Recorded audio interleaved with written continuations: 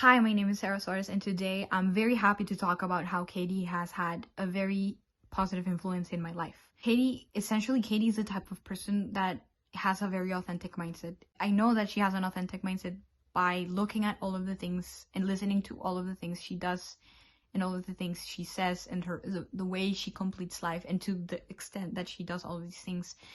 That's how I know she has a very authentic mindset. And by having this authentic mindset, she's able to always grow herself, become the best version of herself, and to get rid of negative energies so much that when you hang around her, that you're able to feel the positive energy and almost feed off of her really positive energy. She's always so generous and wants to be able to share her positivity in her life, to love everyone. She says herself that that's one of like the things she loves to do, to just love everyone and to be very welcoming with everyone, which I find something very beautiful in a person. A good example of how she's so influential with her positive thinking and her positivity is when my family and I came to Canada.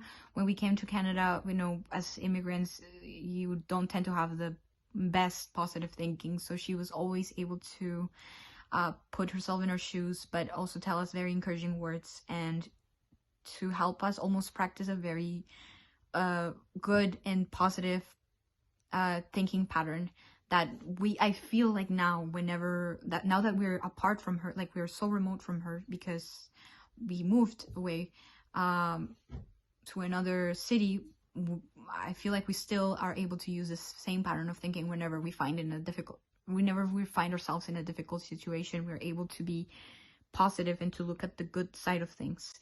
Is one of the things that Katy practices to have the mindset that she does. So I'm gonna list some of the things that I think that make her have such a positive mindset, or that maybe are at the core of her authentic mindset. So one of the things is that she takes her project so seriously that it makes you want to take the project so seriously. Like, usually people just talk about the dreams they have, but she always goes after them. She doesn't talk much about them, and she just achieves them, which I find so inspiring.